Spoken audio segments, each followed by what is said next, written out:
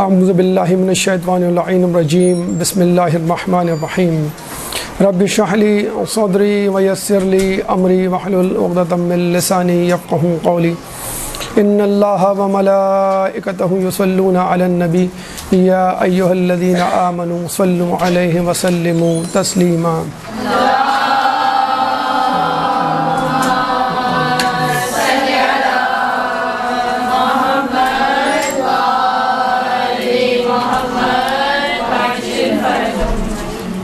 ایام فاطمیہ سے ہم ابھی فارغ ہوئے ہیں، جو کہ 13 جمادی الاول سے 3 جمادی الثانی تک منایا گیا۔ بس جس طرح 13 جمادی الاول ایک اہم تاریخ ہے، اسی طرح 13 جمادی الثانی بھی ایک اہم تاریخ ہے۔ اور ایام فاطمیہ میں ہم نے بی بی حضرت فاطمہ الزہرا سلام اللہ علیہ کی فضیلت منزلت پر روشنی ڈالی۔ 13 جمادی الثانی کو بی بی کی چاہنے والی ایک کنیز کے حوالے سے گفتگو کی جاتی ہے، اور یہ وہ کنیز ہے کہ جو کربلا میں تو موجود نہیں تھی، لیکن جب بھی کربلا کا نام آتا ہے تو اس مخدرہ، اس معظمہ، اس مقدس شخصیت کا نام بھی ذکر کیا جاتا ہے۔ کربلا کا معرکہ وہ معرکہ ہے کہ جس میں حق و باطل کی نشاندہی ہوئی، جہاں بہت سارے لوگوں کے شرف، وقار اور مرتبے میں اضافہ ہوا، بلکہ یوں کہہ لیجئے ان کی منزلت آشکار ہوئی۔ وہاں پہ بہت سارے منافقین کے چہروں سے نقاب کشائی ہوئی۔ حدیث رسول میں مولا کائنات حضرت علی ابن ابی طالب اللہم صلی علی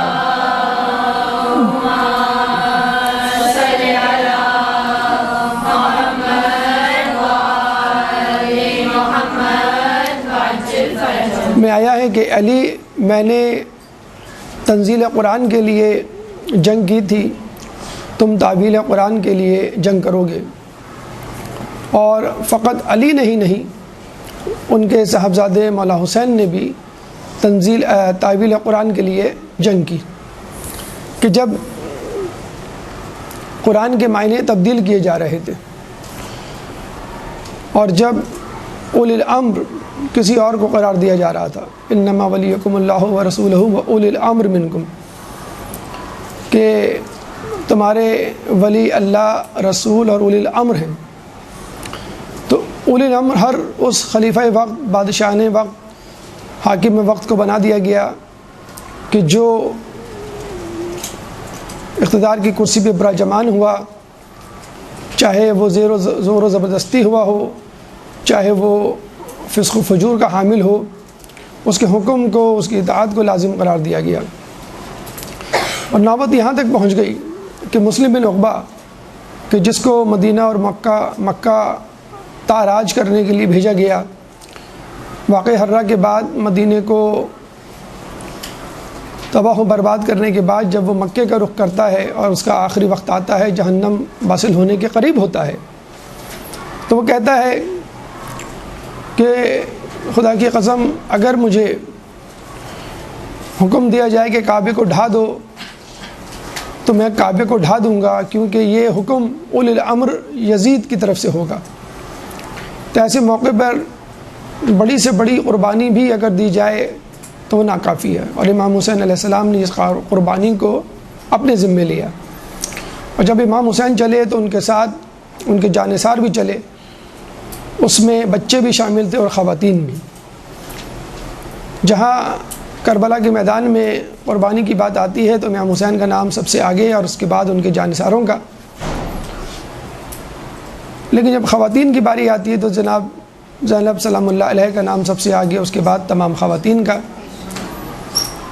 جناب زینب کربلا کے واقعے میں موجود تھی، لیکن ایک ایسی خاتون جو کربلا کے واقعے میں موجود نہ ہو اور اس کا نام کربلا کے واقعے کے ضمن میں لیا جائے تو واقعی ایک حیرت کی بات ہے۔ اس مقدرہ، اس معظمہ، اس مقدس شخصیت کا نام ام البنین ہے۔ اللہم صلی علی محمد و آل محمد۔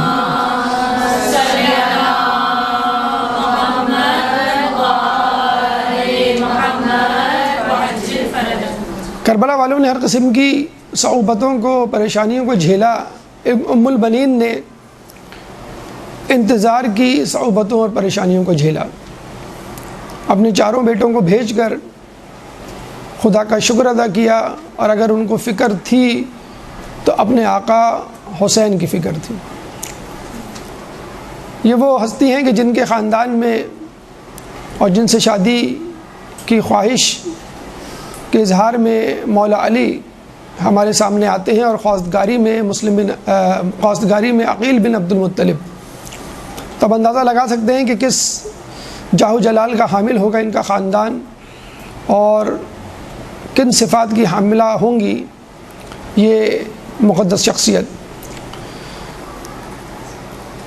کربلا کے واقعے میں پیچھے رہ جانے والوں میں مردوں میں جن کا نام سب سے زیادہ لیا جاتا ہے عبداللہ ابن جعفر طیار کا، جنہوں نے اپنے دونوں بیٹے بطور صدقہ اپنی زوجہ بی بی زینب کے حوالے کیے، اور اس کے بعد جن کا نام آتا ہے وہ ام البنین کا، جنہوں نے اپنے چاروں بیٹے خدا کی راہ میں قربان کرنے کے لیے دے دیے۔ سب سے پہلے ام البنین کے خاندان کے حوالے سے کچھ گفتگو کرتے ہیں۔ دیکھیں، انسان کی فطرت ہے کہ جب وہ اپنے شریک حیات کا انتخاب کرتا ہے تو شریک حیات کے ساتھ ساتھ اس کے خاندان کو بھی دیکھتا ہے، یعنی جس ماحول میں اس کے شریک حیات کی پرورش ہوئی، کیونکہ خاندان کے اثرات ہوتے ہیں، اور یہ میڈیکل سائنس بھی کہتی ہے کہ جہاں انسان پیدا ہوتا ہے، جس خاندان میں پیدا ہوتا ہے، اس خاندان کی اچھائیاں اور برائیاں اس کی جسمانی ساخت میں ایک اہم کردار ادا کرتی ہیں۔ اور اگر خوبصورتی، صحت مندی، طاقت اس خاندان میں پائی جائے گی تو وہ جسمانی طور پہ وہ تسلسل کے ساتھ نسل میں نظر آئے گی۔ اسی طرح بیماری اگر خاندان میں ہوگی تو وہ بیماری نسل در نسل چلے گی۔ لیکن یہ بھی کہا جاتا ہے، جس کا احساس اور جس کا انکشاف بچے کے بڑے ہونے کے بعد ہوتا ہے، کہ روحانی اور ذہنی صفات کا بھی تعلق خاندان سے ہوتا ہے، مثلا شجاعت کا، سخاوت کا، عبادت کا، انصاف پسندی کا، حیا کا۔ اگر خاندان ان خواص کا حامل ہے، یعنی شجر طیبہ ہے اور پاک و پاکیزہ خاندان ہے، تو نسل بھی ایسی ہوگی، اور اگر خاندان غلیظ ہے، شجرہ خبیثہ ہے، تو اس میں پرورش پانے والے افراد اور نسل بھی ایسی ہوگی۔ بنی کلاب وہ خاندان تھا کہ جس سے ام البنین کا تعلق تھا، اور یہ خاندان ایک بادشاہی حشمت اور جاہ و جلال کا حامل تھا، اور یہ حقیقت ہے، تاریخ ہمیں بتلاتی ہے کہ اس قبیلے کے اس زمانے کے بادشاہوں کے ساتھ مراسم تھے۔ یہ خاندان عرب میں ایسا ہی تھا جیسے کہ انگوٹھی میں نگینہ ہوتا ہے، یا تاج میں اس کا جسے کہتے ہیں کہ ہیرا۔ لیکن بنی ہاشم کے بعد اگر کوئی خاندان کسی تعریف و توصیف کا مستحق ہے تو وہ بنی کلاب ام البنین کا خاندان ہے۔ کہا یہ جاتا ہے کہ یہ خاندان اتنا بہادر اور پر حشمت تھا کہ یہ جب جنگ میں کسی فریق کی حمایت کی ٹھان لیتا اور جنگ میں اس کے ساتھ شریک ہو جاتا تو اس فریق کی جنگ یقینی ہوتی، اور اگر وہ اپنے آپ کو ودڈرا کر لیتا، یعنی واپس لے لیتا اپنا نام، تو اس کی بدنصیبی ہوتی۔ جنگ حنین وہ جنگ تھی کہ جس میں قبیلہ حوازن مسلمانوں کے خلاف تھا، اور قبیلہ حوازن کو یقین تھا کہ بنی کلاب ہمارا ساتھ دے گا، لیکن بنی کلاب نے مسلمانوں کے خلاف قبیلہ بنی حوازن کا ساتھ دینے سے انکار کر دیا۔ چنانچہ ایک بزرگ نے یہ دیکھ کر بنی حوازن کے کہا کہ اب ہار ہمارا مقدر ہے، اور پھر لوگوں نے دیکھا کہ حوازن کو شخص شکست ہوئی، حالانکہ بڑا ہی مضبوط قبیلہ، بڑے جنگجو لوگ تھے۔ بنی کلاب کے جو رئیس تھے، جو امیر تھے، وہ ام البنین کے والد تھے، حزام بن خالد بن کلاب۔ حزام کو ہا پہ کسرہ یعنی زیر کے ساتھ بھی پڑھتے ہیں، اور ہا پہ ضمہ یعنی پیش کے ساتھ بھی پڑھتے ہیں، اور اس کے معنی ہے چوڑے سینے والا، یعنی آپ کی قد و قامت، جسامت ایک جنگجو سپاہی کی طرح تھی۔ اور نہ صرف یہ کہ وہ جنگجو سپاہی تھے، بلکہ مہمان نواز بھی تھے، زیرک بھی تھے، دانش مند بھی تھے، معاملہ فہم بھی تھے، انصاف پسند بھی تھے۔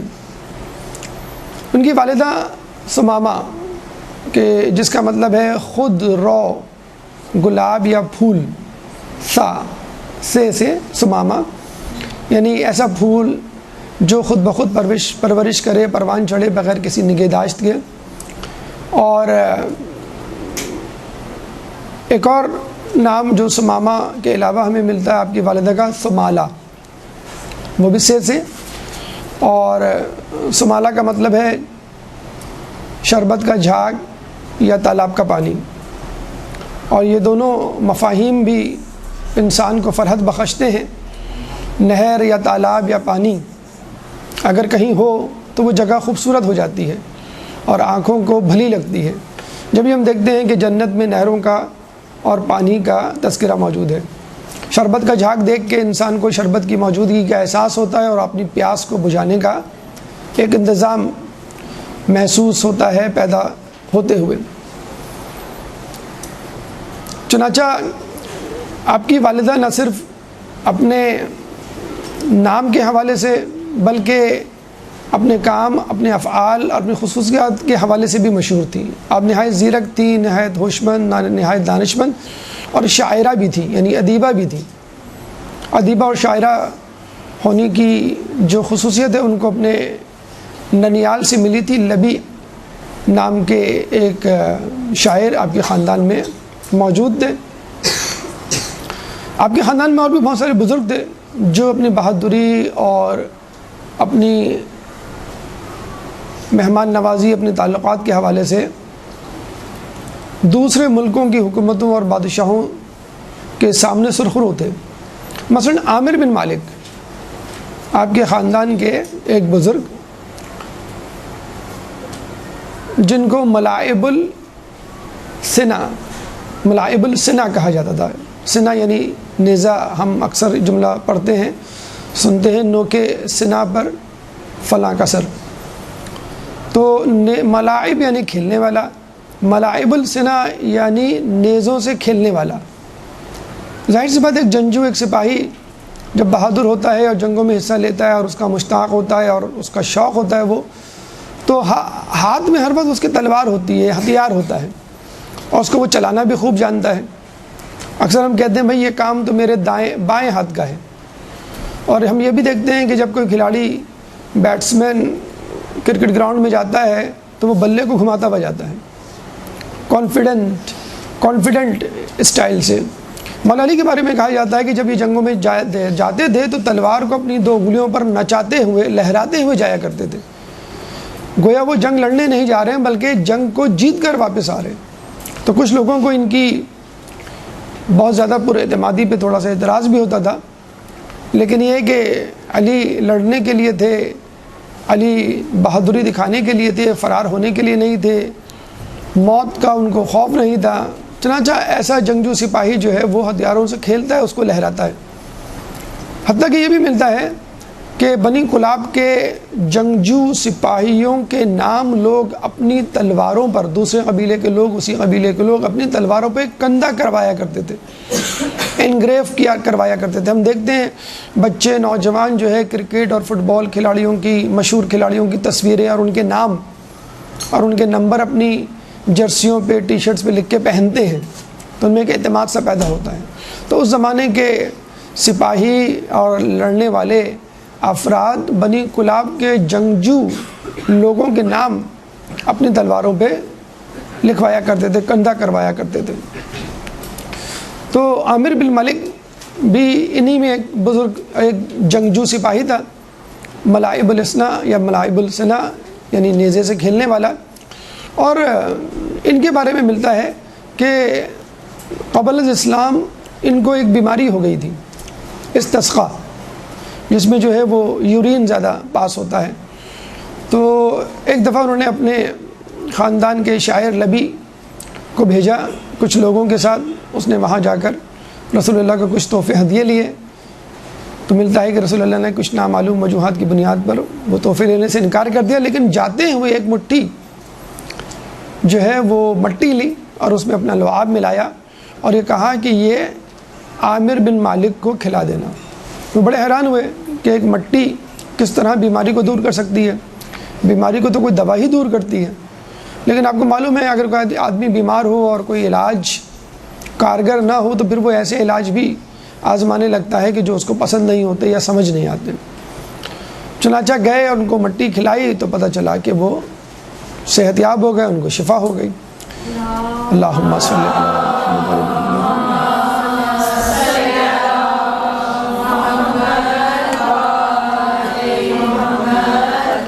اور یہی بات ہم خاک شفا کے لیے بھی کہتے ہیں کہ اگر کوئی بیمار ہو تو اس کو خاک شفا کھلائی جائے تو وہ شفا سے ہمکنار ہو جاتا ہے.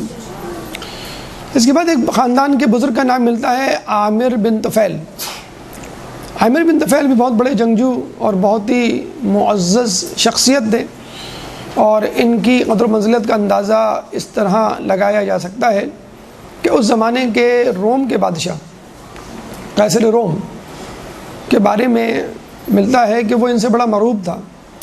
اور جب کوئی عرب روم میں داخل ہوتا اور بادشاہ سے ملتا تو بادشاہ سب سے پہلے اس سے یہ پوچھتا کہ تمہارا عامر بن طفیل سے کیا رشتہ ہے، اور اگر وہ کوئی رشتہ بتلا دیتا تو اس کا وہ بہت اکرام کرتا، مہمان نوازی کرتا اور شاہی مہمان خانے میں ٹھہراتا، اور اگر رشتہ نہ بتلا پاتا تو اس کی کوئی سنوائی نہ ہوتی.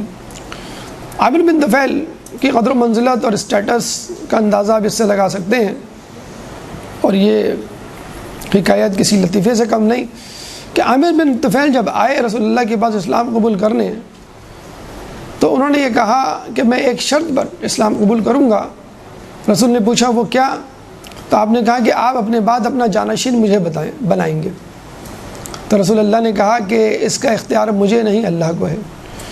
یعنی معلوم ہوا کہ رسول کی جانشینی پر نظریں جو ہے وہ اپنے ہی لوگوں میں نہیں غیر لوگوں میں بھی پائی جاتی تھی. لیکن بہرحال وہ اسلام کو مکمل طور پہ شروع میں نہیں سمجھ سکے تھے، بعد میں سمجھ گئے اور پھر تمام لوگوں نے رسول اللہ کی جو ہے پشت پناہی کی اور مدد کی. بہرحال انہوں نے اسلام قبول کر لیا، ان کے قبیلے والوں نے بھی اسلام قبول کر لیا. ایک اور بزرگ جن کا نام ہمیں تاریخ میں ملتا ہے بنی کلاب کے، وہ تھے عروہ رحال. عروۃ الوثقیٰ آپ سنتے ہیں جیسے عروہ رحال. عروہ یعنی مدد کرنے والا، اور رحال رحلت سے نکلا یعنی چلنا. عروہ رحال یعنی چلنے میں مدد دینے والا، یعنی سفر میں صحبت یا کمپنی دینے والا. ان کے بارے میں ملتا ہے کہ یہ بہت زیادہ سفر میں رہتے تھے اور ملک کے رؤوسان، عمراء اور بادشاہوں سے ان کے تعلقات تھے، اور اپنے قبیلے کے مسائل، ان کی تجارت کاروبار کو آگے بڑھانے میں کافی مدد دیا کرتے تھے. یوں سمجھ لیجیے وہ اپنے قبیلے کے اس زمانے کے ابن بطوطہ تھے. تو آپ نے دیکھا کہ بنو کلاب کے خاندان فقط یہ 3 یا 4 افراد، تو ان کا اسٹیٹس ایک شاہانہ اسٹیٹس تھا. ان کا مقام عربوں میں ایسے ہی تھا جیسے کسی اور ملک میں بادشاہوں کا. تو ام المؤمنین اتنے بڑے خاندان کی جو ہے وہ مقدرہ معظمہ تھی، اور ابھی آپ کو معلوم ہوگا کہ کس طرح جب وہ اہل بیت کے خاندان کا جز بنی تو کس طرح انہوں نے تواضع و انکساری کا اظہار کیا. اب آئیے ان کی ولادت کی طرف چلتے ہیں کہ ان کی ولادت کس پس منظر میں ہوئی. ایک درود پڑھ دیں محمد والے محمد.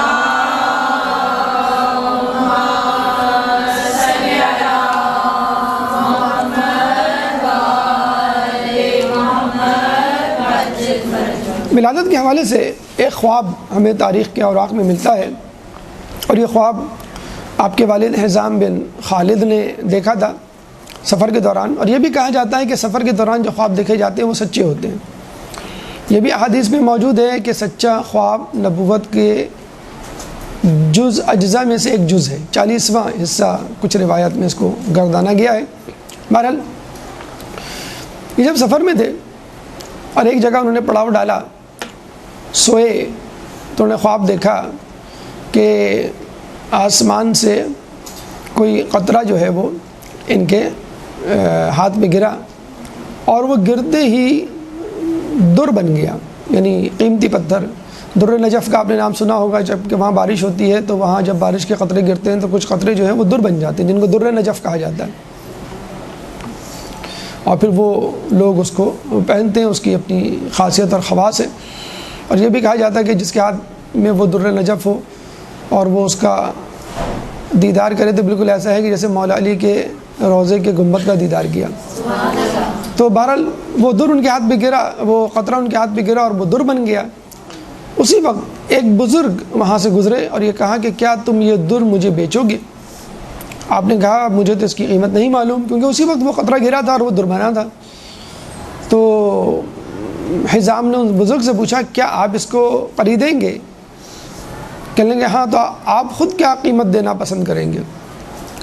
تو اس بزرگ نے کہا اس کی قیمت تو مجھے بھی نہیں معلوم، یعنی خریدنے والے کو بیچنے والے دونوں کو اس کی قیمت نہیں معلوم۔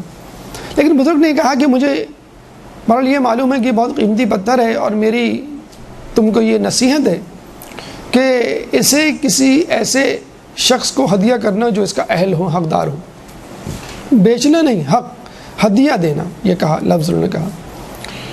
حزام نے کہا کہ مجھے نہ تو اس کی قدر و قیمت معلوم ہے نہ اس شخص کا معلوم ہے، تو کیا آپ ضمانت لیتے ہیں اس در کی؟ انہوں نے کہا میں ضمانت لیتا ہوں۔ پھر حزام نے کہا کہ کیا آپ اس کے کفیل اور واسطہ بننے کے لیے تیار ہیں؟ انہوں نے کہا میں بالکل رضامند ہوں اس در کا کفیل اور واسطہ بننے کے لیے، ضامن بننے کے لیے۔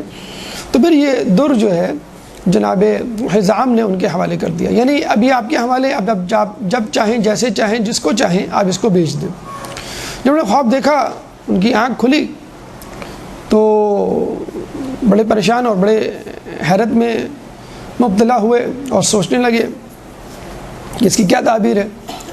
وہاں پہ موجود اپنے دوستوں سے اس کا تذکرہ کیا۔ ایک اہل علم نے یہ کہا کہ تمہارے یہاں ایک لڑکی پیدا ہوگی اور اس کا رشتہ کسی ایسی جگہ سے آئے گا کہ جہاں پر بہت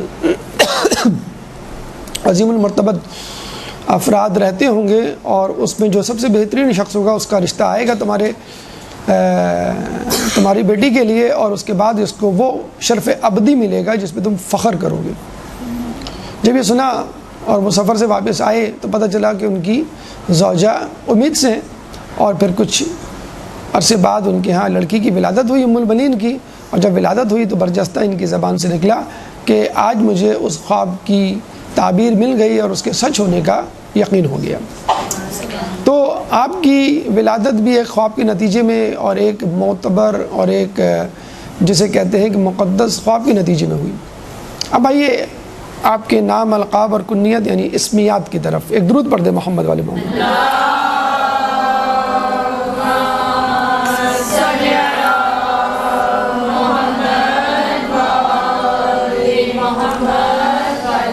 جس طرح آس پاس کے لوگوں کا، خاندان کا، ماحول کا انسان کے اوپر اثر ہوتا ہے، اسی طرح نام کا بھی انسان پہ اثر ہوتا ہے۔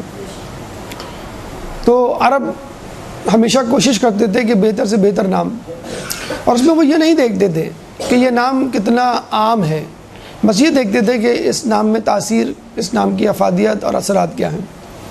چنانچہ آپ کے 3 نام ہمیں ملتے ہیں، جسے مشہور ترین نام فاطمہ ہے۔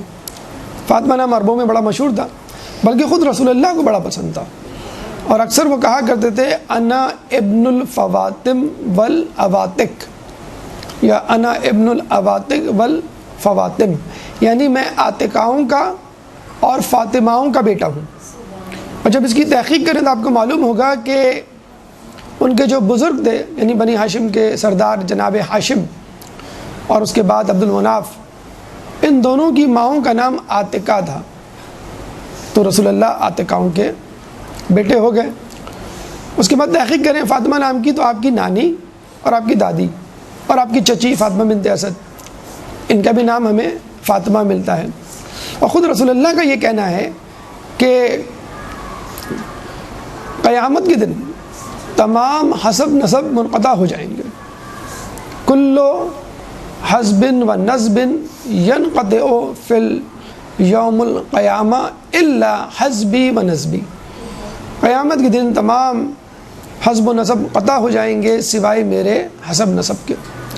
اور یقیناً رسول اللہ سے جو بھی جڑا وہ مقام و مرتبے کو پہنچا، آپ کے اہل بیت ہوں یا سادات، تمام لوگوں کا رسول کی نسبت سے ایک خاص مقام اور مرتبہ ہے. اور اسلام میں بھی رسول اللہ کے خاندان کو خصوصی طور پہ اہمیت دی گئی ہے. علامہ فیروز آباد فرماتے ہیں اپنی قاموس میں کہ فاطمہ نام کی 20 صحابیات اس وقت موجود تھیں. خود رسول اللہ نے اپنی بیٹی کا نام فاطمہ رکھا، اور جب فاطمہ تو زہرا اس دنیا میں آئیں تو انہوں نے فاطمہ کے نام کو ایک نئی جہت بخشی، اور وہ مقام و مرتبہ اور وہ شہرت ملی اس نام کو کہ اس کے بعد لوگ تمام فاطماؤں کو بھول گئے. بہرحال فاطمہ کے علاوہ جو آپ کا نام ملتا ہے ہمیں تاریخ میں، وہ حمیدہ ملتا ہے. مرزا دبیر نے بھی اپنے مرثیوں میں یہ نام استعمال کیا ہے. اور ایک اور غیر معروف نام جو آپ کا ملتا ہے وہ ہے والیسی. والیسی اصل میں ایک پودا ہے اور انگلش میں اس کا نام ہے اسفیتیم والیسی. گرین رنگ کا، سبز رنگ کا چھوٹا سا پودا ہوتا ہے، اور کچھ جگہوں کے نام والیسی ہیں. تبریز میں ایک علاقہ ہے والیسی کے نام سے. انگلینڈ میں ایسیکس ایک کاؤنٹی ہے، وہاں پہ ایک مصنوعی جزیرہ بنایا گیا ہے، اس کا نام جو ہے وہ والیسی ہے. لوگ عموماً کہتے ہیں کہ بھئی یہ نام تو پرانا ہو گیا ہے، بہت کامن ہے، حالانکہ بہت اچھا نام ہوتا ہے. تو ان کے لیے ایک نیا نام ہے اور معتبر ہستی سے نسبت رکھتا ہے والیسی. چاہیں تو یہ نام رکھ سکتے ہیں. واو الف لام یہ سین چھوٹی ہے، والیسی.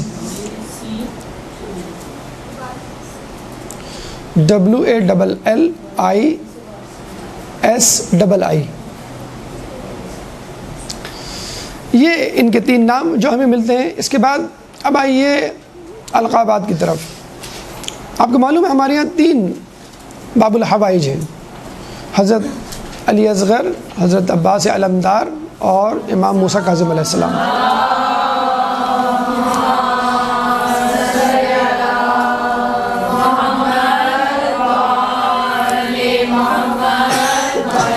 لیکن شیخ نعمت سعدی اور دیگر افراد نے بھی ام البنین کو باب الحوائج کہا ہے. اور جس کا بیٹا خود باب الحوائج ہو، اس کی ماں کیوں نہیں باب الحوائج ہو سکتی؟ کہ ہم بیٹے سے مانگتے ہیں اور بیٹا ماں سے مانگتا ہے. ان کے بارے میں یہ بھی ملتا ہے کہ اگر آپ کسی مشکل میں گرفتار ہوں، کسی خواہش کو رکھتے ہوں، تو سورہ حمد ایک مرتبہ پڑھ کر بی بی ام البنین کو بخش دیں اور پھر ان کے وسیلے سے دعا مانگیں. انشاءاللہ وہ خواہش پوری ہوگی اور اس مشکل سے آپ نکل آئیں گے. اس کے علاوہ سید محمود حسین شہرودی کے بارے میں ملتا ہے کہ وہ کہتے تھے کہ میں 100 مرتبہ صلوات پڑھتا ہوں اور اس کے بعد ام البنین کو ہدیہ کرتا ہوں، اور جو بھی مشکل ہوتی ہے اسے باہر نکل آتا ہوں. ایک اور طریقہ جو علماء نے اپنی کتابوں میں لکھا ہے کہ ام البنین کا سفرہ، یعنی آپ مومنین کو کھانا کھلائیں ام البنین کی روح کو خوش کرنے کے لیے، اور پھر ان کے وسیلے سے دعا مانگے تو انشاءاللہ آپ کی دعا ضرور قبول ہوگی. ضروری نہیں کہ وہ بہت بڑی دعوت ہو اور بہت سارے لوگوں کو بلایا جائے، گھر میں جو ہے وہ کسی پارٹی کا اہتمام کیا جائے. کوئی چھوٹی سی چیز، کوئی چھوٹی سی اسنیک، مثلا چاکلیٹ، کھجور، بسکٹ، وہ بھی آپ کسی کو دے سکتے ہیں، یہ سوچ کر کہ میں ام البنین کو خوش کرنے کے لیے اپنے مومن بھائی کو، اپنی مومنہ بہن کو یہ کھلا رہی ہوں. اس کے علاوہ ان کا ایک لقب ہے ام الکرامات.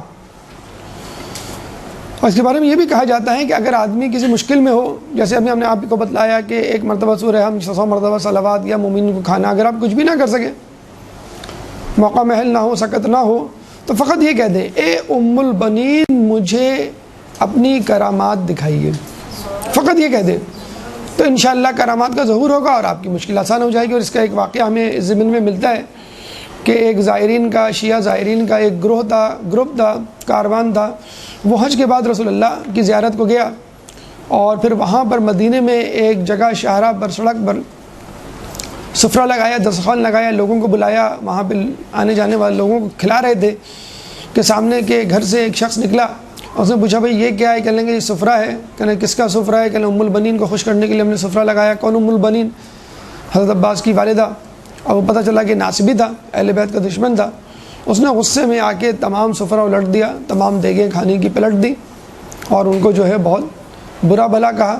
تو وہ بیچارے کچھ کر نہیں سکتے تھے کیونکہ وہ مقامی باشندہ تھا، اور وہاں جو ہے وہ کچھ کہنے کا مطلب اپنی شامت بلانے کے مترادف کہتے ہیں لوگوں نے ہاتھ بلند کر کے کہا کہ اے ام البنین اپنی کرامت دکھائیے۔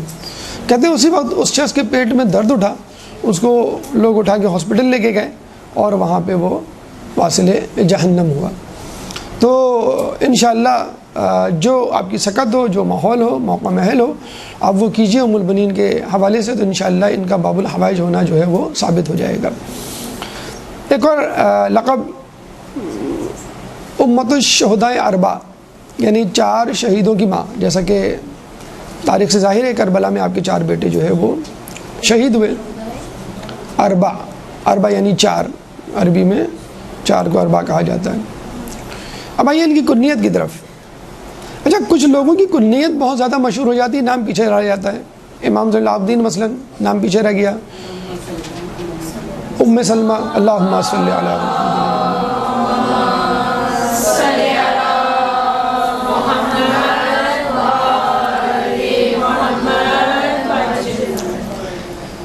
اسی طرح ام ایمن، ام سلمہ ہمیں نام ملتے ہیں، وہ زیادہ مشہور ہو گئے۔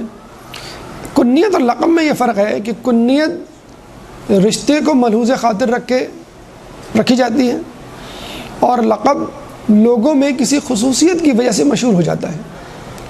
تو جب ہم لقب کی بات کرتے ہیں تو یقیناً اس شخص میں کوئی خوبی ہوتی ہے، اسد اللہ مثلا جیسے اگر ہم کہیں گے، تو اس خوبی کی وجہ سے وہ نام لوگوں میں مشہور ہوا اور وہ قابل تعریف شخص ٹھہرا۔ لیکن کنیت چونکہ رشتے کا نام ہوتا ہے، چنانچہ اس میں اس کی کوئی اپنی خوبی نہیں ہوتی۔ ہاں اگر کوئی رشتہ دار اس کا قابل تعریف ہو تو وہ ایک الگ بات ہے۔ تو عموماً جو کنیت ہوتی ہے یا تو وہ باپ کے نام سے ہوتی ہے یا ماں کے نام سے، زیادہ تر باپ کے نام سے ہوتی ہے، کبھی کبھی بیٹی کے نام سے بھی ہو جاتی ہے اور بیٹے کے نام سے بھی ہو جاتی ہے، لیکن زیادہ تر جو کنیت ہے وہ باپ کے نام سے اور اس کے بعد ماں کے نام سے ہوتی ہے۔ اچھا، یہ بھی ضروری نہیں کہ آپ کی اولاد ہو تو پھر آپ کو جو ہے وہ کنیت دی جائے، ابو الحسن جیسے ہے۔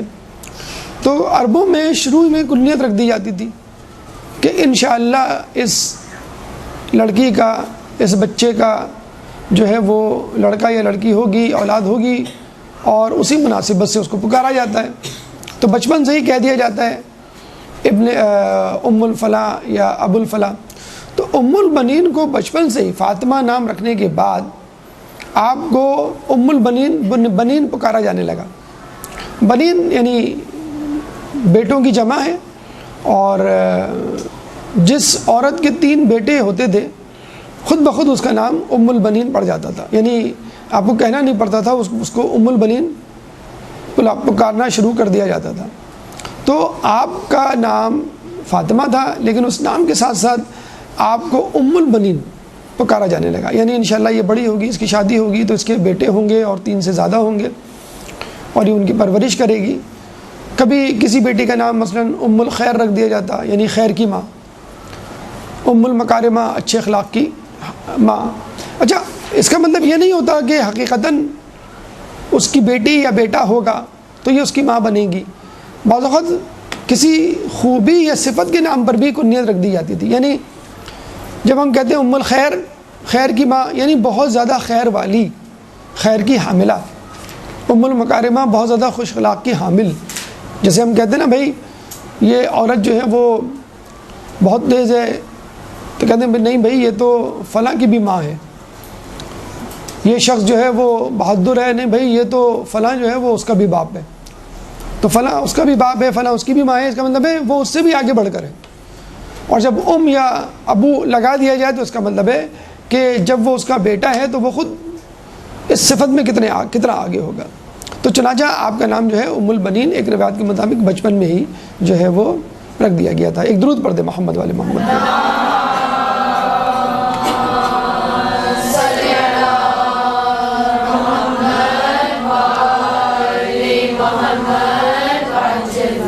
خاندان، ولادت اور اسمیات کے بعد ہم چلتے ہیں آپ کی شادی کی طرف. اس سے پہلے مولا علی کی ازدواجی زندگی کے حوالے سے کچھ گفتگو کہ مولا علی نے جناب سیدہ فاطمہ الزہرا سلام اللہ علیہ اللہم صلی علی محمد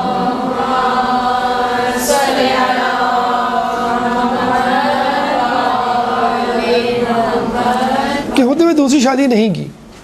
اور رسول اللہ کا یہ فرمان ہے کہ فاطمہ علی نہ ہوتے تو قیامت تک تمہارا کوئی کفو نہیں ہوتا. اور جب کفو ہو تو ظاہر سی بات ہے دوسری شادی کی حاجت نہیں ہوتی. اور ہمیں تاریخ میں مشہور شخصیات کے حوالے سے ملتا ہے کہ جناب خدیجہ اور جناب فاطمہ کے ہوتے ہوئے رسول اللہ نے حضرت علی نے دوسری شادی نہیں کی. اور جب جناب فاطمہ کی شہادت ہونے والی تھی تو انہوں نے اس جہان فانی سے کوچ کرنے سے پہلے علی کو وصیت کی تھی کہ تم میرے بعد امامہ سے شادی کر لینا. اور امامہ بنت العاص حالہ کی بیٹی تھی، یعنی حالہ اور ابی العاص یہ میاں بیوی تھے. اور حالہ جو ہے وہ بہن تھی جناب خدیجہ کی. تو ابی العاص نے جب ان کو طلاق دی تھی تو حالہ جو ہے وہ جناب خدیجہ کے پاس آ گئی رہنے کے لیے، اور ان کی بیٹی تھی امامہ، وہ ان کے ساتھ رہنے لگی. امامہ کے بارے میں ملتا ہے کہ وہ جناب حسنین اور جناب زینب کو بہت زیادہ چاہتی تھی. اور چنانچہ غالباً یہی لگتا ہے کہ اس چاہت، اس محبت کی وجہ سے جناب زہرا نے وصیت کی تھی کہ تم میرے بعد امامہ سے شادی کر لینا. اس کے بعد آپ نے تیسری شادی خولہ بنت جعفر سے کی، جن سے محمد حنفیہ پیدا ہوئے. اور وہ خود اتنے بابرکت اور پر نور اور پرتقدس شخصیت تھے کہ لوگوں نے ان کی امامت پہ شک کر ڈالا. اور پھر آپ نے واقعہ پڑھا ہوگا امام سجاد کے ساتھ جب وہ حجر اسود کے پاس گئے، دونوں نے سلام کیا تو امام سجاد کے سلام کا جواب ملا محمد حنفیہ کے سلام کا جواب. حالانکہ وہ اپنی جگہ مقدس شخصیت تھے، لیکن لوگوں کو شک ہو گیا تھا. لوگوں کے شک کو دور کرنے کے لیے امام نے ایسا کیا. پھر آپ کی چوتھی شادی اسماء بنت امیس سے ہوئی. اسماء بنت امیس کے بارے میں ایک روایت تو یہ ملتی ہے کہ پہلے آپ عبداللہ جعفر طیار کی زوجہ تھی، اور آپ کے انتقال کے بعد، آپ کی شہادت کے بعد جنگ موطا میں خلیفہ اول کی زوجہ بنی. اور ان سے جو ہے محمد بن ابو بکر اور ام کلثوم پیدا ہوئی. اور یہ وہی ام کلثوم ہے جن کی شادی جو ہے خلیفہ دویم سے ہوئی، اور جس کے بارے میں کہا جاتا ہے کہ حضرت علی کی بیٹی تھی. جناب ام کلثوم سے ہوئی، اور جب ان کا انتقال ہو گیا تو یہ دونوں یعنی محمد بن ابو بکر اور جو ہے وہ ام کلثوم جو ہے حضرت علی کے پاس آ گئے، اور اسماء بنت امیس کی شادی حضرت علی سے ہوئی. کچھ تواریخ میں ہمیں یہ ملتا ہے کہ یہ اسماء بنت امیس تینوں الگ تھیں، یعنی زوجہ جعفر طیار الگ تھی، اور خلیفہ اول کی زوجہ اسماء بنت امیس وہ الگ اسماء تھی، اور حضرت علی کی جو زوجہ تھیں وہ الگ اسماء بنت امیس تھیں. تو تینوں الگ الگ تھیں. اور کچھ جگہ ملتا ہے کہ یہ باری باری جعفر طیار اور خلیفہ اول کے بعد یہ حضرت علی کی زوجہ بنی. بہرحال حضرت علی نے چوتھی شادی ان سے کی. پانچویں شادی جو ہے وہ ام البنین سے کی ہے، جن سے جو ہے وہ حضرت علی کے 4 بیٹے ہوئے. کل ملا کے حضرت علی نے 10 شادیاں کی ہیں، اور 10 ازواج اور چند کنیزیں جو ان کے پاس تھی، ان سے تقریباً 36 اولادیں ہوئی ہیں. 18 لڑکے اور 18 لڑکیاں. امام حسین کے علاوہ 12 لڑکے حضرت علی کے کربلا کے میدان میں شہید ہوئے.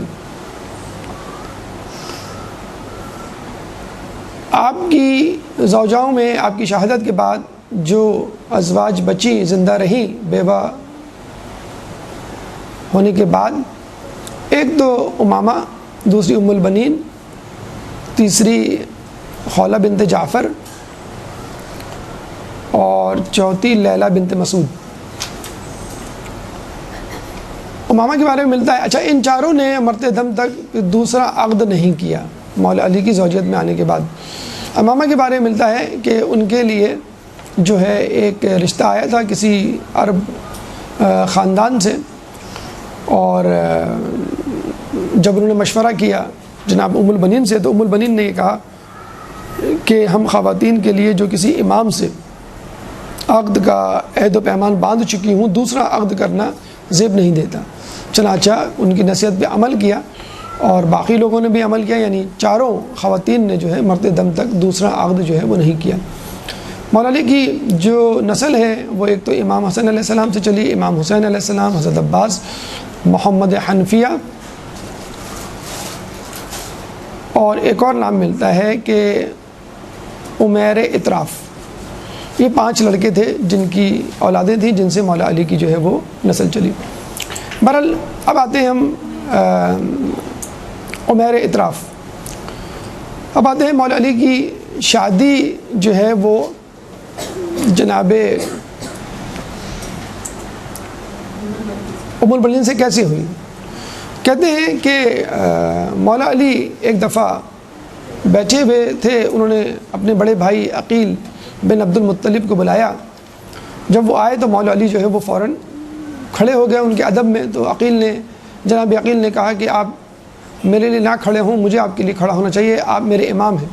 تو مولا علی نے کہا کہ میں نے آپ کو بطور بڑا بھائی ہونے کے ناطے بلایا ہے اور آپ سے کچھ مشورہ مجھے چاہیے۔ اب یہاں ہمیں اندازہ ہوتا ہے کہ آدمی جو ہے وہ امام ہی کیوں نہ ہو، لیکن اپنے بزرگ کا احترام جو ہے وہ ضروری ہے، اور شادی بیاہ جیسے معاملات میں اپنے بزرگوں کا مشورہ جو ہے بدرجہ اولیٰ لینا چاہیے۔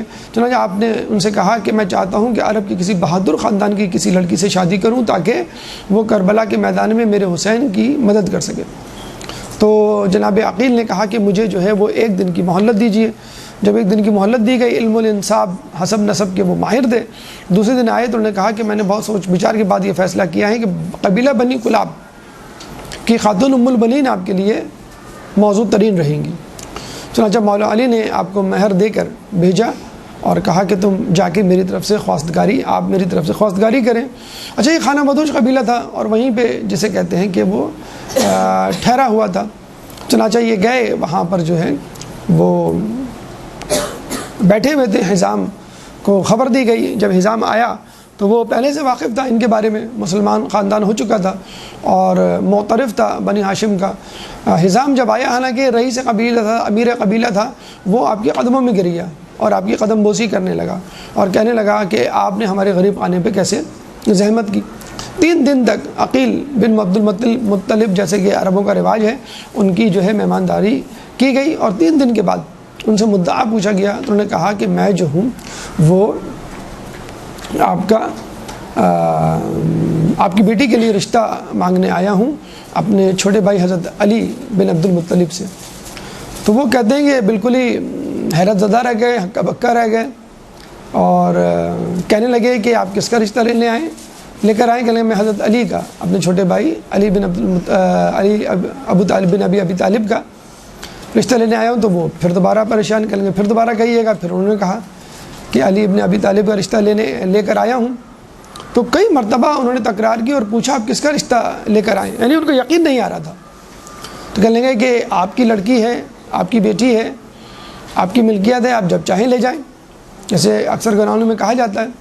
تو کہنے لگے نہیں، میں پہلے چاہتا ہوں کہ آپ لڑکی سے پوچھ لیں۔ کہ لڑکی سے کیا پوچھنا؟ کہنا نہیں، اسلام میں ہے کہ لڑکی کی اجازت ضرور لی جائے، اور یہ ہمارے لیے ایک میسج ہے آج کل کے خاندانوں کے لیے۔ ہمارے یہاں 2 ایکسٹریمز پائی جاتی ہیں، یا تو والدین خود سے فیصلہ کر دیتے ہیں، تھوپ دیتے ہیں، لڑکی کو پتہ ہی نہیں ہوتا، اور پھر جو ہے وہ مسائل پیدا ہوتے ہیں۔ مغربی ممالک میں انہی باتوں کو ایشو بنا کر اسلام کا مذاق اڑایا جاتا ہے۔ یا پھر ایسا ہوتا ہے کہ لڑکے لڑکیاں خود ہی سے جو ہے وہ آمادگی کر لیتے ہیں، تیاری کر لیتے ہیں، فیصلہ کر لیتے ہیں، اور پھر کارڈ دے دیتے ہیں والدین کو کہ فلاں دن شادی ہے، آپ بھی آ جائیے گا، یا کارڈ دینے کی بھی زحمت نہیں کرتے اور چوری چھپے کورٹ میرج یا وغیرہ وغیرہ جس انداز سے وہ کر لیتے ہیں۔ تو 2 ایکسٹریمٹیز ہیں۔ تو اسلام دونوں میں نہیں ہے، اسلام یہ کہتا ہے کہ دونوں کی رضامندی ہو۔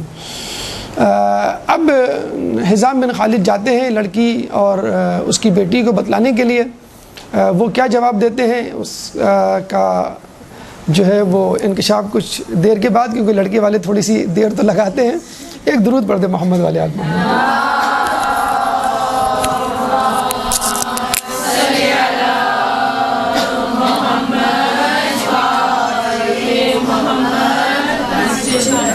بسم اللہ الرحمن الرحیم۔ گفتگو کا سلسلہ وہیں سے شروع کرتے ہیں جہاں سے ہم نے توڑا تھا، سیرت ام البنین یا جناب ام البنین ایک تعارف کے حوالے سے ہماری گفتگو۔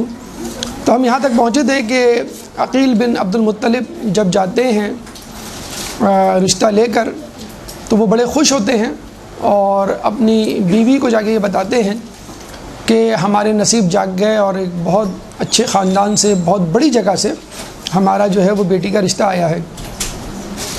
تو ان کی زوجہ کے منہ سے برجستہ یہ نکلتا ہے کہ کیا کسی بادشاہ کا رشتہ آیا ہے؟ یعنی آپ اندازہ لگا لیجئے کہ یہ خاندان کتنا بڑا مقام رکھتا ہوگا اس زمانے میں کہ بیٹی کا رشتہ اگر کسی بادشاہ کے خاندان سے خود بادشاہ کا آ جائے تو ان کو بہت زیادہ حیرت نہیں ہوتی، اور یہ ممکن تھا۔ باپ سے پوچھا گیا تو باپ خوش، لیکن عقیل بن عبد المطلب نے کہا کہ آپ بیٹی لڑکی سے بھی پوچھ لیں۔ انہوں نے کہا لڑکی سے پوچھنے کی کیا ضرورت؟ انہوں نے کہا نہیں، اسلام میں ہے۔ لڑکی سے پوچھا گیا تو لڑکی نے لڑکی کی سہیلیوں کو بلایا۔ اچھا یہ بھی آپ پروٹوکول سن لیجئے اسلام میں، یا جسے کہتے ہیں اچھی تہذیب کا طریقہ کار، کہ لڑکی کی سہیلیوں کو بلوایا گیا اور اس سے پوچھوایا گیا کہ تم لڑکی سے پوچھو۔ تو اتفاق سے ام البنین نے ایک دن پہلے ہی ایک خواب دیکھا تھا، بلکہ دو خواب دیکھے تھے۔ ایک دن پہلے دیکھا تھا اور ایک چند دن پہلے کیا خواب دیکھا تھا؟ چند دن پہلے خواب یہ دیکھا تھا کہ ایک خوبصورت نوجوان خواب میں ان کے آتا ہے اور اس کے ساتھ ہی چاند اور 3 ستارے ان کی گود میں آ کے گرتے ہیں۔ جب وہ اٹھتی ہیں، بیدار ہوتی ہیں تو سب کچھ غائب، تو وہ بہت اداس ہوتی ہیں۔ اکثر آپ نے دیکھا ہوگا کچھ خواب ایسے ہوتے ہیں کہ جاگنے پر ہمیں بڑا افسوس ہوتا ہے کہ ہم کاش عمر بھر سو رہے ہوتے اور وہ خواب حقیقت ہوتا۔ بہرحال تو ان کی امی نے کہا کہ یہ بڑا ہی معنی خیز خواب ہے، ہمیں چاہیے کہ اس کی تعبیر کسی بہتر شخص سے معلوم کریں۔ چنانچہ وہ جاتی ہیں اور ایک بڑے ہی معتبر بزرگ اور تعبیر بتانے والے شخص سے ملاقات کر کے اس کے سامنے اپنی بیٹی کا خواب رکھتی ہیں۔ تو وہ کہتا ہے کہ اس بیٹی کی شادی، تمہاری لڑکی کی شادی کسی بہت ہی بڑے خاندان میں کسی بہترین شخص سے ہوگی، جس کے بعد اس کو وہ بلند مقام مرتبہ ملے گا کہ جو اس نے سوچا بھی نہ ہوگا۔ اور وہ خواب جو ایک دن پہلے، یہ خواب نبی یوسف کے خواب جیسا ہے کہ میرے سامنے چاند ستارے اور سورج جو ہے وہ سجدہ کر رہے ہیں۔ تو خود ام البنین نے ایک دن پہلے، یعنی رشتہ آنے سے ایک دن پہلے خواب دیکھا کہ ایک بہت ہی خوبصورت، بہت ہی پرتقدس معظمہ خاتون مجھے دلہن بنا رہی ہیں اور اس کے بعد پیار کر کے کہہ رہی ہیں کہ تم میرے بیٹے کی ماں بننے والی ہو۔ اللہم صلی علی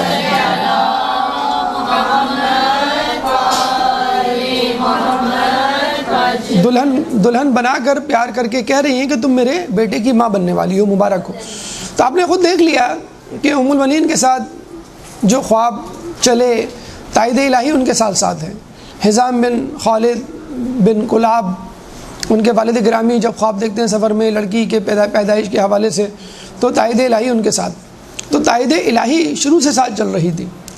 حوازن کا ساتھ دینے سے انہوں نے انکار کیا، تو یہ بہت اچھا فیصلہ تھا جس میں حضرت عباس اور دیگر افراد فخر کرتے ہیں کہ میری ماں کے خاندان والوں نے مسلمانوں کے خلاف لڑنے سے انکار کر دیا، کہ ہم کبھی بھی اسلام کے خلاف نہیں رہے، یعنی ان کے خاندان کے لوگ، حالانکہ جب اسلام نہیں لاتے تب بھی وہ مسلمانوں کے خلاف نہیں تھے۔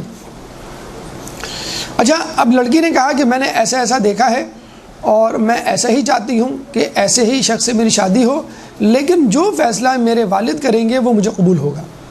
لیکن یہ بہترین جواب ہے جو ایک فرما بردار لڑکی کی طرف سے دیا جا سکتا ہے کہ مجھے رشتہ منظور ہے، لیکن جو فیصلہ میرے والد کریں گے وہ مجھے منظور ہوگا۔ اسی طرح والد کا یہ رویہ کہ مجھے منظور ہے لیکن میں اپنی بیٹی سے پوچھ لوں، یہ بھی ایک بہترین طریقہ کار ہے۔ یہ اگر انداز ہو جائے ہماری شادیوں کا تو ہماری تمام شادیاں جو ہے وہ کامیاب ہوں۔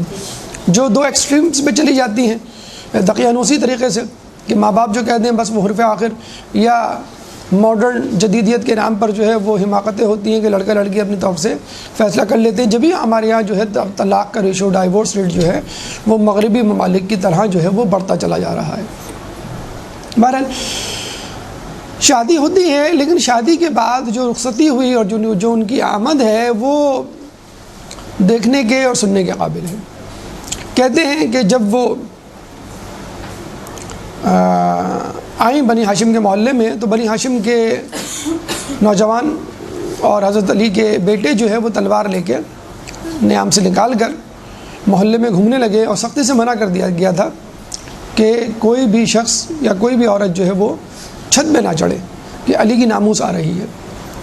اور جناب ام المؤمنین جیسے ہی داخل ہوتی ہیں گھر میں تو کہتی ہیں گھر کی دہلیز پر پہلے جو ہے وہ اپنے ہونٹ رکھتی ہیں، چومتی ہیں اس دہلیز کو، ڈیوڑی کو، اور اس کے بعد اندر داخل ہوتے ہی صحن میں بیٹھ جاتی ہیں۔ جیسے کہتے ہیں نا دھرنا، کہ میں اب اندر اس وقت تک نہیں جاؤں گی، مطالبات نہیں، جب تک میرے شہزادے شہزادی مجھے اجازت نہیں دیں گے اندر آنے کی، یعنی جناب حسنین اور جناب زینب۔ اور وہ کہتی ہیں اماں آپ اندر چلیں، اجازت۔ تو کیا بس ان کی جسے کہتے ہیں کہ خواہش کو پورا کرنے کے لیے تو ام المؤمنین کہتی ہیں کہ مجھے اماں نہ کہو، میں تمہاری کنیز ہوں، میں تمہاری خادمہ ہوں، میں تمہارے لیے کھانا بناؤں گی، میں تمہارے لیے کپڑے دھوں گی، اور میں تمہاری نعلین کو، جوتوں کو صاف کروں گی، تو میں تمہاری خدمت کے لیے آئی ہوں۔ دیکھیں یہ وہ خاتون تھی جن کا رشتہ اگر بادشاہ کی طرف سے بھی آتا تو کوئی ایسی بڑی بات نہ ہوتی۔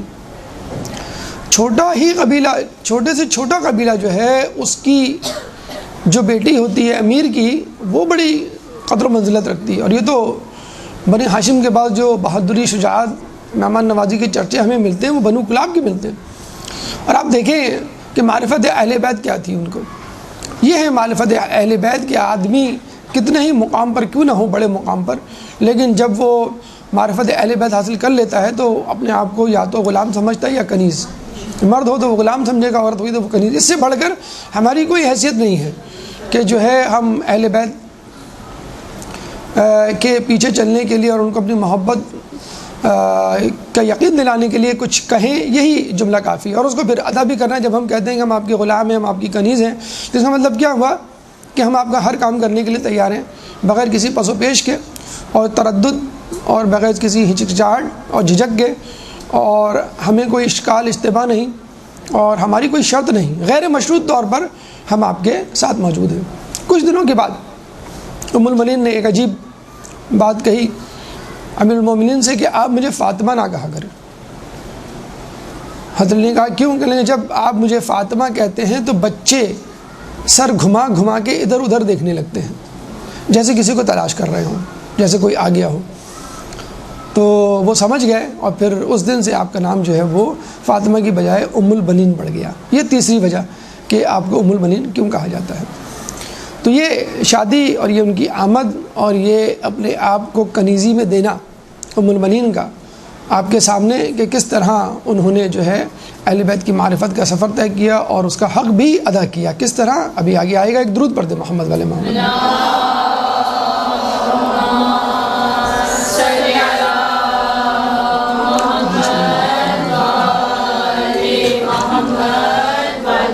جیسے کہ تاریخ ہمیں بتلاتی ہے ام المؤمنین کے 4 بیٹے تھے، ایک حضرت عباس علمدار اور 3 دوسرے۔ حضرت عباس علمدار کے بارے میں تاریخ میں ملتا ہے کہ جب ان کی ولادت ہوئی تو حضرت علی کو خبر دی گئی اور یہ بھی بتلایا گیا کہ وہ آنکھ نہیں کھول رہے، تو حضرت علی نے بڑے اطمینان سے کہا کہ حسین کو بلاؤ۔ جب حسین آئے انہوں نے اپنی گود میں لیا تو کہتے ہیں کہ انہوں نے آنکھ کھولی، بلکہ آنکھ کھولنے سے پہلے دونوں بازوؤں کو پھیلایا، گویا کہہ رہے ہوں کہ میرے بازوؤں کا نذرانہ ابھی سے قبول کیجیے۔ یہ بالکل ایسے ہی منظر تھا جیسے حضرت علی کو رسول اللہ نے اپنی گود میں لیا تو علی نے رسول اللہ کی زیارت کرنے کے لیے سب سے پہلے آنکھ کھولی، تو حضرت عباس نے بھی آنکھ اس وقت کھولی کہ جب امام حسین نے ان کو اپنی گود میں لیا۔ اور پھر ان کا ساتھ ہمیشہ ان کے ساتھ رہا. اور ہمیں یہ بھی ملتا ہے کہ بی بی زینب نے کہا کہ میں ان کے کان میں کچھ بچے کے کان میں کچھ کہنا چاہتی ہوں. لوگ سمجھے کہ شاید اذان کی بات کر رہی ہیں, وہ کان میں کچھ کہتی ہیں اور ہٹ جاتی ہیں. لوگ کہتے ہیں کہ بھئی آپ نے کیا کہا؟ کہہ لیں کہ میری ماں نے مجھے کہا تھا کہ میرا ایک بیٹا پیدا ہوگا فلاں فلاں خصوصیات کا حامل فلاں زوجہ سے علی کی, تو اس کے کان میں میرا سلام کہنا. تو میں نے اپنی ماں کا سلام جو ہے وہ ان کو پہنچایا ہے. نام ان کا عباس پڑا عباسہ سے. عباسہ وتولا قرآن کا سورہ بھی ہے 30ویں پارے میں. عباسہ یا عبس کو کہتے ہیں تیوری چڑھانا. اس کے معنی ہیں تیوری چڑھانا, خشمگی یعنی فراؤننگ جسے کہتے ہیں, غصے میں یا جسے کہتے ہیں کہ اضطراب میں کسی کو دیکھنا. تو شیر جب اضطراب میں غصے کی حالت میں ہوتا ہے تو اس وقت اس کو عباس کہتے ہیں. یعنی بہت سارے نام ہیں شیروں کے, تو شیر کے ایک نام یہ بھی عباس, یعنی اس وقت وہ حالت کہ جب شیر بھپرا ہوا ہو, خشمگین نگاہوں سے کسی کو دیکھ رہا ہو. بہرحال اس کے بعد ہمیں ملتا ہے کہ حضرت عباس نے جنگ صفین میں بھی شرکت کی, بلکہ یوں کہہ لیجئے کہ کربلا کی جو بھڑاس تھی وہ انہوں نے جنگ صفین اور دیگر جنگوں میں نکالی. بہادر پہلے ہی سے تھے, 15 یا 17 سال کی عمر ہوگی جنگ صفین کے وقت. تو کہتے ہیں کہ جب یہ میدان جنگ میں گئے, اس زمانے میں بڑے بڑے بہادروں کا ایک طریقہ کار ہوتا تھا کہ وہ منہ پہ نقاب ڈال لیا کرتے تھے. ایک پرسراریت, ایک ہیبت طاری ہو جاتی تھی لوگوں پر اس نقاب سے. تو حاکم شام نے دیکھا کہ ایک نقاب ڈالا ہوا لڑکا 15-17 سال کا لوگوں پہ بڑھ بڑھ کے حملے کر رہا ہے. تو اس نے اپنے فوج میں موجود بہت بڑے پہلوان شعثہ, شین عین سے الف, شعثہ کو حکم دیا کہ تم جا کر اس کی بہادری کا جواب دو.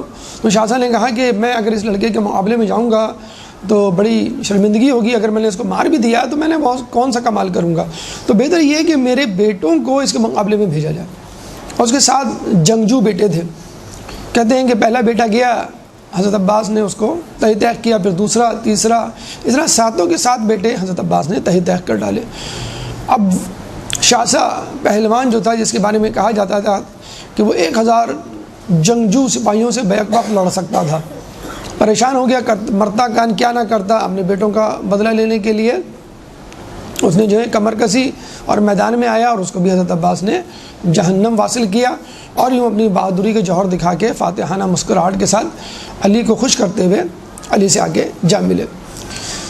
شہادت علی کے وقت مولا علی نے تمام بیٹوں کو بلایا اور تمام بیٹوں کا ہاتھ امام حسن کے ہاتھ پہ رکھا. یعنی اب میرے بعد تم لوگوں کا والی وارث حسن ہے, لیکن حضرت عباس کا ہاتھ جو ہے وہ امام حسین کے ہاتھ میں رکھا کہ تمہارا والی وارث یہ حسین ہے اور تمہیں جو ہے اس کی اطاعت اور فرما برداری کرنی ہے. کہتے ہیں کہ کربلا کے میدان میں حضرت عباس کی بہادری سے زیادہ ان کی وفا اور اطاعت کے چرچے ہیں, اور انہوں نے تلوار نہیں نکالی, انہوں نے جو ہے وہ جنگ نہیں کی کہ جس کے لیے ان کو مانگا گیا تھا, صرف اطاعت اور فرما برداری کی خاطر. کہتے ہیں کہ جب شب عاشور آئی تو شمر ذل جوشن جو بنی گلاب سے تعلق رکھتا تھا اور رشتہ دار ہونے کے ناطے ابن زیاد سے حضرت عباس کی جان کی امان لکھوا کے لایا تھا, اور اس نے پیچھے سے خیمے کی آواز دی کہ میں تمہاری جان کی امان لکھوا کر لایا ہوں, اور تم جو ہے وہ میرے ساتھ آ جاؤ, تم محفوظ رہو گے اور کوئی تمہارا بال بیکا نہیں کر سکتا. تو حضرت عباس اتنے زیادہ غصے میں تھے اور اتنی زیادہ اس سے نفرت کرتے تھے کہ انہوں نے جواب دینے سے انکار کر دیا. امام حسن نے کہا کم از کم قبیلے خاندان کے فرد ہونے کے ناطے سے اس کو جواب تو دو, کوئی بھی جواب دو, لیکن بات تو کرو. تو آپ نے کہا کہ اللہ کی امان ابن زیاد کی امان سے بہتر ہے, اور میں ابن زیاد کی امان پر لعنت بھیجتا ہوں. اور ذل جوشن جو ہے وہ ناکام و نامراد جو ہے وہ واپس پلٹ جاتا ہے. بہادری کا مظاہرہ کرنے کا موقع تو نہیں ملا, لیکن بہرحال ایک جملہ تاریخ میں ہمیں ایک حقیقت ہمیں ضرور ملتی ہے کہ جب یہ جا رہے تھے مقتل کی طرف, یعنی نہر فرات کی طرف پانی لینے کے لیے, تو امام حسن نے تلوار ان سے لے لی تھی کہ ان کو جنگ کی اجازت نہیں تھی. لیکن کہتے ہیں کہ جب وہ مشکیزہ بھر کے لائے تو یزیدی فوجیوں نے ان کو چاروں طرف سے گھیر لیا, اور صف اول پہ وہ لوگ تھے جو ہزار ہزار لوگوں کو تہہ تہہ کرنے کا جو ہے وہ کمال رکھتے تھے۔ اس کے باوجود کہ جب حضرت عباس کے چاروں طرف سے حملہ ہوا اور ایک بازو قلم ہو گیا تو دوسرے بازو قلم ہونے تک تاریخ یہ لکھتی ہے کہ حضرت عباس نے 180 یزیدی فوجیوں کو جہنم واصل کیا۔ ایک بازو قلم ہونے کے بعد دوسرے بازو کے قلم ہونے تک 180 افراد کو، جس میں سے ہر شخص ہزار ہزار افراد سے جنگ کرنے کی صلاحیت رکھتا تھا۔ تو یہ حضرت عباس کی وفا، ان کی اطاعت اور ان کی شجاعت کہ جس کی وجہ سے امام علی نے ان کو مانگا تھا اور ان کے خاندان میں ام البنین کے شادی کرنے کی خواہش کا اظہار کیا تھا۔ حضرت علی کے ام البنین سے جو دوسرے بیٹے تھے ان کا نام تھا عبداللہ۔ حضرت عباس کی عمر شہادت کربلا میں یعنی کربلا میں شہادت کے وقت 38 سال تھی، 38 ایئرس۔ اس کے بعد عبداللہ دوسرے بیٹے تھے ام البنین کے، اور یہ رسول اللہ کے والد بزرگوار جناب عبداللہ علیہ السلام کے نام پر ان کا نام رکھا گیا تھا، اور ان کی عمر 30 سال تھی۔ تیسرے بیٹے عمران تھے اور ان کا نام حضرت ابو طالب کے نام پہ رکھا گیا تھا۔ ابو طالب ان کی کنیت تھی اور اصل نام جو ہے وہ عمران تھا۔ کچھ لوگوں نے یہ نام عمران سے عثمان کر دیا اور لوگوں میں یہ مشہور ہو گیا کہ یہ جو ہے عثمان ہے، اور حضرت علی نے اپنے بیٹوں کے نام عثمان پر بھی رکھے۔ کہتے ہیں حضرت علی ایک دفعہ کسی عالم کے خواب میں آئے اور انہوں نے بہت زیادہ ناراضگی کا اظہار کیا کہ لوگوں نے میرے بیٹے عمران کا نام بگاڑ کے عثمان رکھ دیا ہے۔ ان کی عمر جو ہے وہ 30 سال تھی شہادت کے وقت۔ چوتھے بیٹے جن کی شہادت کربلا میں ہوئی اور جن کی عمر 26 سال تھی وہ عبداللہ عمران، اور اس کے بعد چوتھے بیٹے کا نام ذہن سے نکل رہا ہے، بہرحال جعفر کیوں تھا؟ جعفر طیار کے نام پر، جو حضرت علی کے جو ہے وہ چچا تھے اور جنگ موطا پہ جو ہے وہ ان کے بازو قلم ہوئے تھے، جن کے لیے کہا جاتا ہے کہ اللہ تعالیٰ ان کو جنت میں 2 پر عطا کرے گا، جس کی وجہ سے وہ پرواز کریں گے اور ان کی قدر و منزلت دیکھ کر بڑے بڑے جنتی رشک کریں گے۔ اور حضرت عباس کے بارے میں بھی یہی کہا جاتا ہے، انہوں نے اپنی چچا کی جو ہے وہ سنت پر عمل کیا اور اپنے دونوں بازو جو ہے وہ امام حسین کے نام پر قربان کر دیے۔ تو یہ وہ کربلا کا واقعہ ہے۔ اب آئیے چلتے ہیں کہ کربلا کے بعد جب خبر مدینے پہنچتی ہے اور ام البنین کو پتہ چلتا ہے تو وہ کس رد عمل کا اظہار کرتی ہیں۔ درود پڑھ دیں محمد والے محمد۔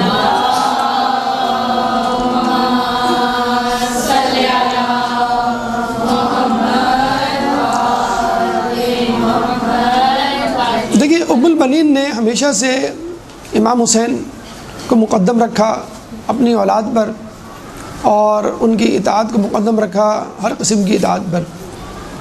کہتے ہیں کہ جب قافلہ لٹا پٹا اسیران کربلا کا مدینے پہنچا تو جناب سجاد نے بشیر کو حکم دیا اپنے ایک قافلے کے آدمی کو کہ تم جا کے بتاؤ کہ ہم لوگ آنے والے ہیں۔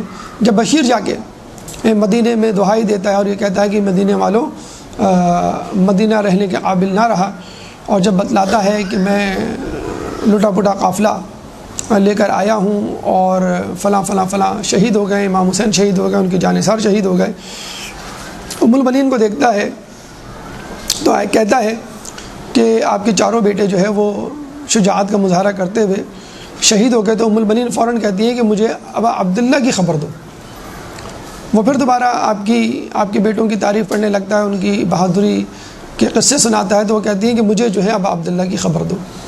تو پھر وہ خبر دیتا ہے کہ امام حسین علیہ السلام جو ہے وہ کربلا میں 3 دن کے بھوکے پیاسے شہید کر دیے گئے۔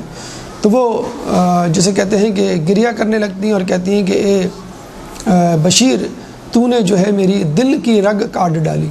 یعنی اپنے بیٹوں کی شہادت کی خبر سن کر ان کو کوئی افسوس نہیں ہوا، کوئی توجہ نہیں دی، اور جب انہوں نے بشیر نے امام حسین کی خبر دی تو یہ کہا کہ تو نے جو ہے وہ میرے دل کی رگ جو ہے وہ کاٹ ڈالی۔